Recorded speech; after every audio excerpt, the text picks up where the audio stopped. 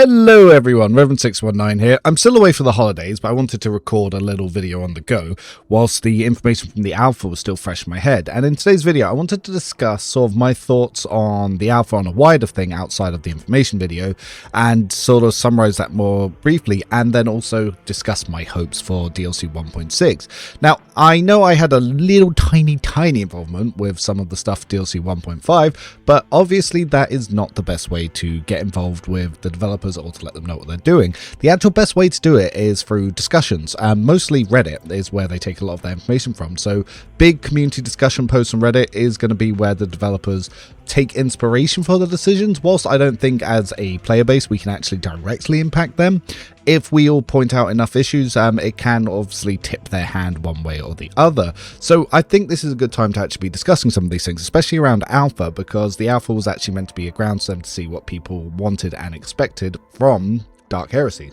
So looking at it so far, the good things that I've personally seen as I've put off in this little Reddit comment here was the storytelling is really good. I absolutely really like the visuals, I like the feel of it and the aesthetics for Act 1. It seems like a really good starting point. The investigations are interesting, specializations are very interesting. I do like the way that they're sort of changing that to be the leveling system to very slowly introduce you to mechanics rather than overwhelming the players too quickly. I think the modification system is absolutely fantastic, and I think that's going to be a lot of where the build crafting comes from, because say in each of the archetypes you get 3 specializations, you can pick 6 specializations, but if you're also getting like 6 to 8 modifications, which talents and abilities you put that on is going to drastically change your build. So I think this is going to be where the nitty-gritty stuff comes into it, where some people might be able to very easily spot what are the 2 best archetypes. The individual specialization modifications is going to be what really defines different builds. I do like the morale system. I think there's a lot of potential there, though I am worried that we've just replaced Alpha Turbo Stack Meta Turn 1 with Morale Turbo Stack Meta Turn 1, so we'll have to see how that scales into the later game. Like I said, simplification of leveling, but not dumbing it down is a good step. Massive buff to precision weapons, so stuff like swords and sniper rifles is absolutely fantastic. These are really strong generic buffs where even officers can do the sort of same damage that operatives can. Changing burst fire to single target so it isn't OP is really good, because now burst fire is a single target and areas for area. So whilst area does less damage, you're guaranteed to hit everyone, whereas burst is it's going to be concentrated on one person with sometimes random shots going off. I think that is a good change, and it is one that we needed rather than just having Argented delete in the entire direction. The companions that have been revealed all seem very interesting. Some people have complained that some of them are too generic, but they're exactly like I would expect them to look like considering their roles. I'm sure that their looks could evolve over time, but no, I'm very happy with them. The new armor system I think is way better for Rogue Trader. Just flat damage reduction was way too easy to abuse, where you could essentially make it so that enemies had no armor and you had infinite armor. So I think the change is very needed. We'll just have to see again how they scale that into later game. Nerfs to game breaking heroics like Finance Down, Dare and Breach, fantastic. It needed to happen. Psycho as an archetype is a great change. I think it adds a lot more playability to it, especially seeing as no archetype really fits Psycho in Rogue Trader, but Origin for Psycho was actually the best option that you could ever pick. So I think that's better. I think Gish builds having access to only one Psycho School from the Origin is a good change, and then you can pick your Marshal if you're going to go into, say, melee or range. I think that is the best change that you could have done there, and it gives Origins more impact and weight, rather than just making the Psycho one the best one. Weapon rolls seem greatly improved, with more weapons having more definitions to them. I think it is good that weapons fulfill different roles, but some of them do feel a little bit weaker, but I'll cover that in the second section. Cover being useful, fantastic change. I think cover is one of the best improvements that I actually saw in the alpha, because it didn't really matter in Rogue Trader past Act 1 because you were too squishy to take hits, but in the later game, yeah, it just sort of dropped off really quickly. It might still do the same here, but we'll have to see. Early game balance, it does seem really good overall. But however, there are some negative points that I think that I do need to highlight here. So shotguns seem really weak and don't really fulfill a role. There's just no reason you would use a shotgun over a flamer or a melter, and they really like miss their knockback, because basically shotguns you really wanted to use in close quarters combat. So I think maybe buffing them, they do more damage the closer you are, or even potentially giving them that knockback back, something would be good to give them more of a role. Plasma rifles feel obscenely underwhelming. With the massive buff to single target precision weapons, that was something that was really good. But the big problem we're having is plasma rifles just feel like they don't really fit a place. They're not very good at single fire and they're not very good at area, so they've sort of got the worst of both worlds. So yes, I would like to see some sort of buff or rework to Plasma. Operative still feels incredibly underwhelming. It's mostly being hidden behind how good precisions are. Loads of people are glazing Operative, like, oh, Operative's the best, and they're sharing all these screenshots, but if you're smart enough to actually look at the screenshot, you see that Operative isn't adding anything. It's just not adding anything. The Officer can do the same damage that a Operative as Sniper is doing. The only thing that Operative is really adding to it is the morale stacking. So when you target vital points, you can get to your heroic action quicker, but you can still be doing that with other classes. The vital points targeting system is very good, but like I said, the gear is neutral gear. It can be used by anyone. So if you want to do those 200, 300 damage shots, everyone can do that. The only thing Operative is doing is just morale stacking to get heroics really quickly, which then means that once again the Operative is reliant on stacking heroics, which was the same in Rogue Trader, where they were unusable outside of Finest Hour. So they're still suffering from all the same issues: low impact, no debuff, low impact party buff, low damage outside of heroics, and it's too reliant on allies to actually set them up. They need an ally to stun them, they need an ally to armor strip, and then they can do it.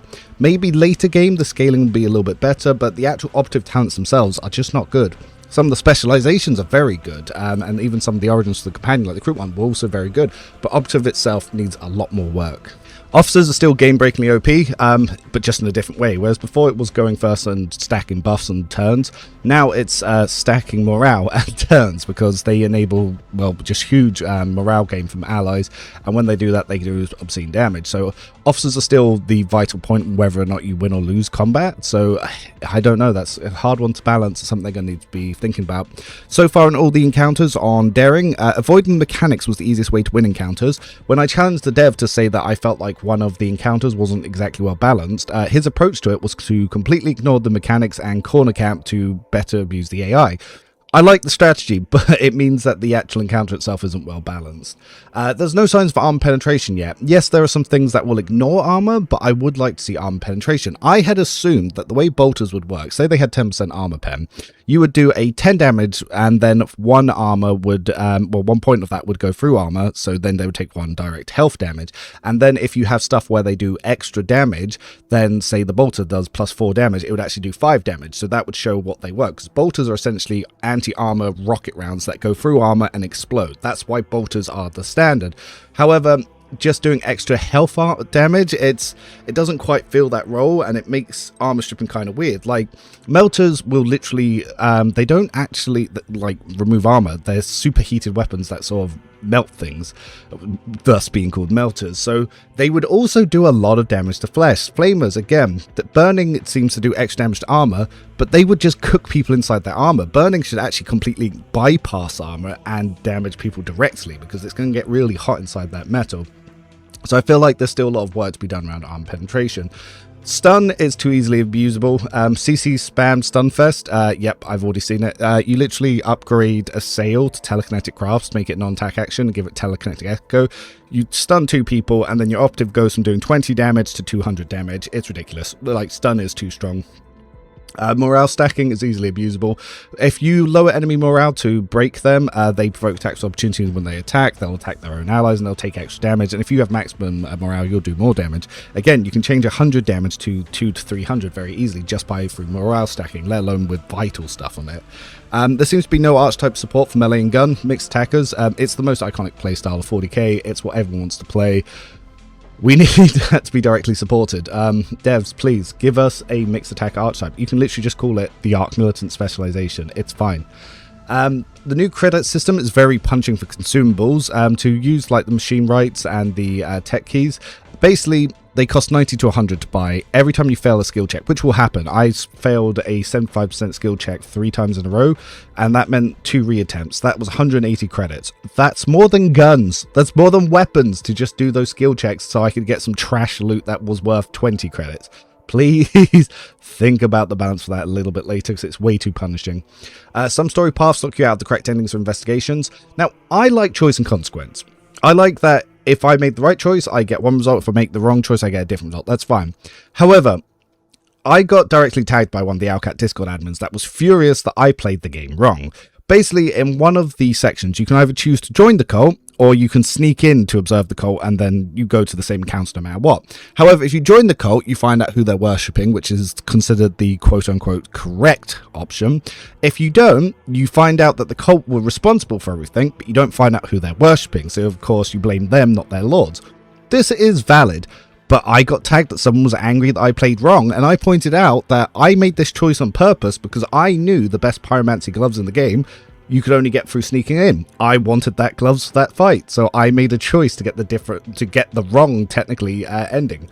However, the game doesn't punish you for that, but I understand that the psychological impact that will have on certain players. So the fact that, like I said, an admin on the Discord was angry at me for playing the game wrong because my title was complete run. And I was, yeah, so something for them to keep in mind.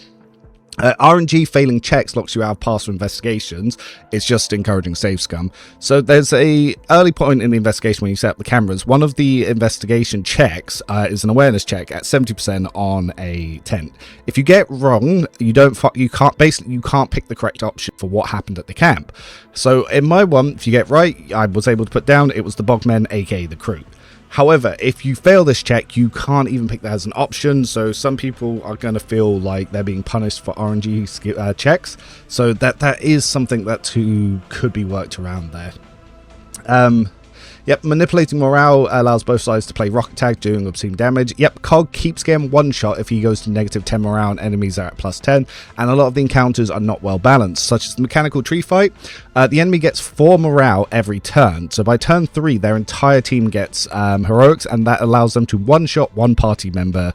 On higher difficulties, that is going to be insane to balance, because that means if you don't win by round 3, you lose. That means there is a lose timer on encounters. So yeah, there's a lot of balancing that's going to need to be done there. Rapid fire is completely worthless even after the hotfix. So basically what rapid fire does is it doubles your rate of fire, but you shoot in random directions. One of the upgrades is you shoot random enemies, but it's still practically worthless. Having the double fire running gun is just better.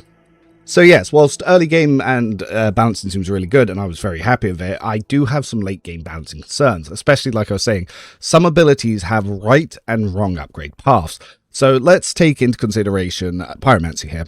One of the upgrades is you can only use it on targets already burning. This bad. Another upgrade is it gets bigger and it doesn't hurt allies. This good. Another one, say for rapid fire. One of the upgrades is you can just shoot random things and you shoot more, but sometimes you target cover. This bad. The other upgrade, you can only randomly shoot enemies. This good. There's lots of stuff like this, like again, the assail upgrade. 1, you change it from an attack action to a non-attack action, and you can use it with telekinetic echo to hit 2 people. This good. 15 cell range. The other one, you turn it to a 3 cell AoE in front of you, meaning you have to get into melee, and it's still an attack action, and chances are you'll still also only hit 2 people. This kind of bad, so yeah, I feel like a little bit of work on the upgrades could be done there to make them more friendly, so it doesn't feel like there's a right and a wrong option. Some other points that some other people pointed out, that there's a lot of potential for knives because some of them ignore armor. So yes, a precision based build that ignores armor and also stacks 5 damage will be incredibly powerful, and I actually kind of like that there's no reloading because it's a huge boon to all non-soldier archetypes, but some people don't like that, but that's something that we'll leave for others to discuss. DLC 3 is adding my favourite lore antagonist or anti-hero, whatever you want to call him, but Trazyn from the Necron faction, which means that chances are we're going to see a bit of his part of the Necron Empire, his conflicts within that, and possibly his own interest in the, the main story point of Rogue Trader, which I don't want to give away, but it's pretty obvious what it is, especially if you've watched the animated trailer. With that in mind, I'm hoping we're going to see a lot of revived and fully functioning Necron enemies. There is a wealth of things to choose from. So one of the things that I have here is I'd actually posted some screenshots of Reddit from my Ultimate Collector's Guide for Warhammer 40k Tabletop. So there's lots of stuff that they could be bringing in, like obviously they could revamp Overlords. They've done a pretty good job with the Immortals and stuff, but they can have more stuff with like Scarabs, even though we have a little bit of that. But there are other units like drop pod units. I do like the cool enemy reinforcements thing that they have going on in Dark Heresy. Heresy, so this is a unit that we could potentially have that could be spawning in more necron units and even summoning them in until you take it out, which can sort of give you that endless combat feel. There's also obviously a lot more necron units that we haven't seen that they could also be bringing in, and we do see death marks, but only really one. They could be bringing in some flayed ones, some lich guards, and we could be having more destroyers and immortals and stuff like that. I'm talking about destroyers, like the whole destroyer cult. We have 2 boss enemies that we see for them and another encounter that shows up 2 more, but there is definitely a lot more that they can do, and there's some very interesting mechanics that we can make with tech blighted necrons.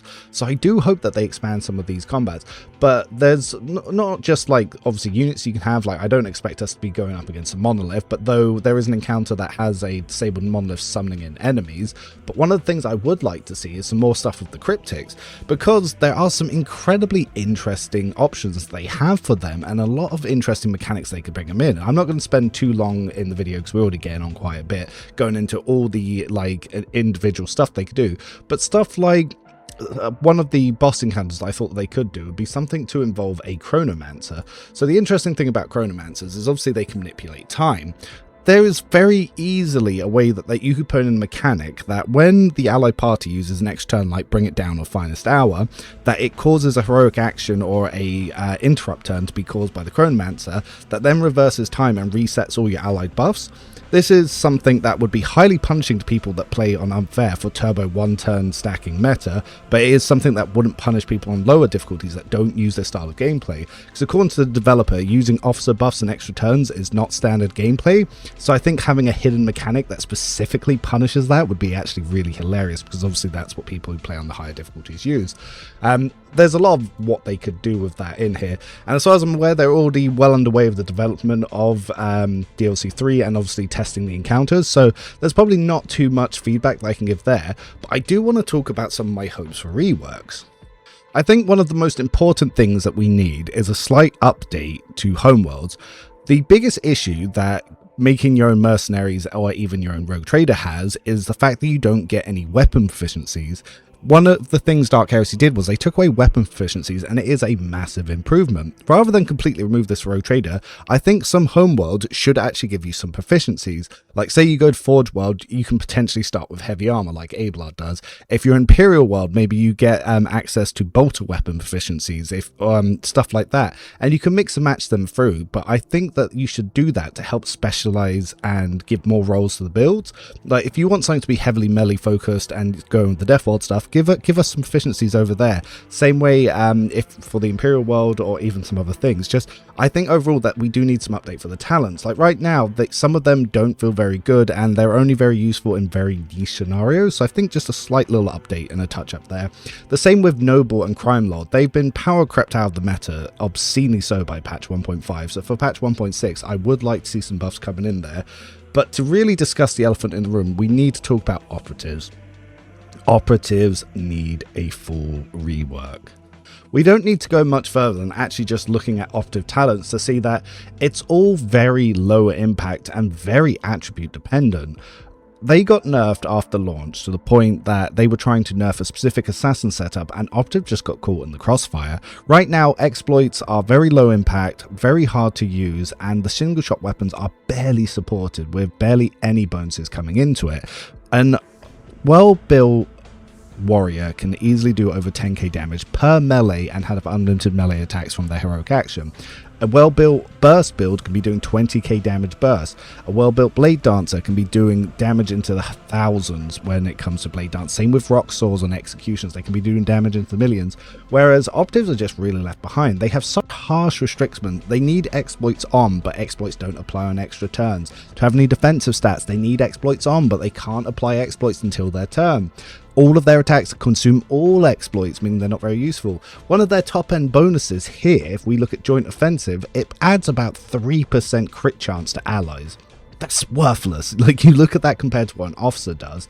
The current state of things is Operative's also limited by the fact that it has no attack economy. Yurila is an exception because she has unique talents that give her extra attacks when she uses Aldari weapons. Pascal is an exception because every time he shoots or reloads a plasma gun, he gets a stacking bonus. So the current plasma rework has done really good things for him. I think they need to take a look at all these talents and just realize a lot of them are hot trash.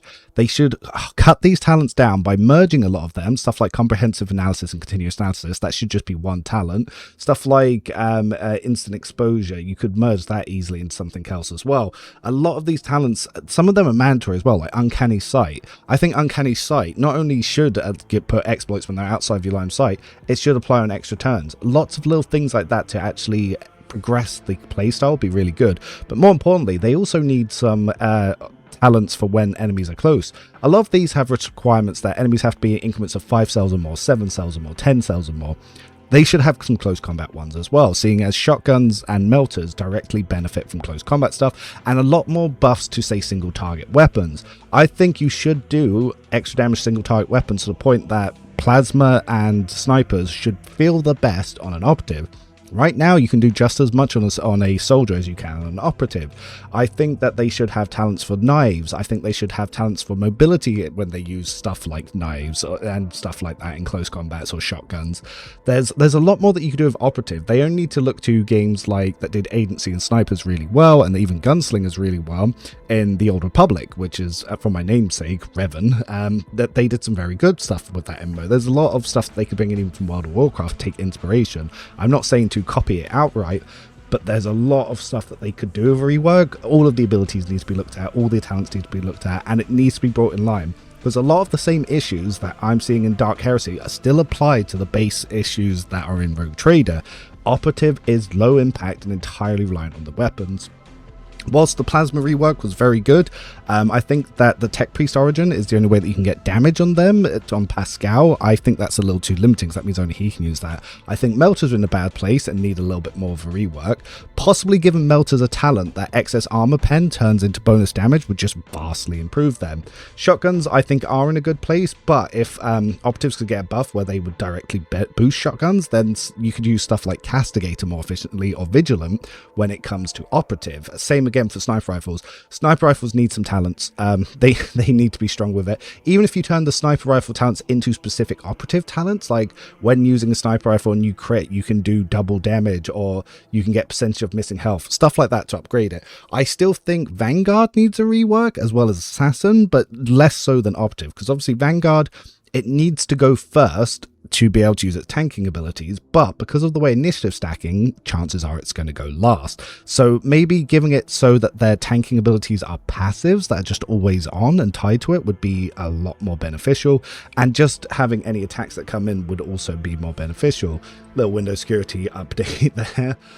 And the same with Assassin. Assassin by default should not lose its movement after it attacks. Like, how am I meant to build for a break for Assassin that whenever I attack I lose movement? Sheeran Strikes was put in there to try and fix that, but with Stalker's Boots you lose all your MP. So again, it's so restrictive. It's why Blade Dancer is so good, because Blade Dancer is carrying the entire Assassin archetype. I think that it needs some buffs to work some better with Sniper Rifle, because right now there's no reason to ever pick a ranged Assassin over a Bounty Hunter, because Bounty Hunter adds more damage, it adds more attack economy, it just does so much more. So I would like for 1.6 to see them focus on there. But those are my thoughts. Comment below what you think your thoughts are. Get some discussions going on this so I can present that to the devs, say, like, look, it's not just me here, because if it's just me trying to balance it, they don't care. They need their audience, they need their money saying this is the feedback we want. So these are my opinions. What are your opinions? Make sure you post on Reddit, make sure you get conversations going on that, because the only way you're going to get the developers to ever do anything is to have a big enough Reddit post to encourage them to make those decisions and to have those discussions in those meetings. I'm Rev619. Merry Christmas all if you're seeing this before then. If not afterwards, I hope you had great holidays, and yeah, I'll catch you around soon, some streams in the new year.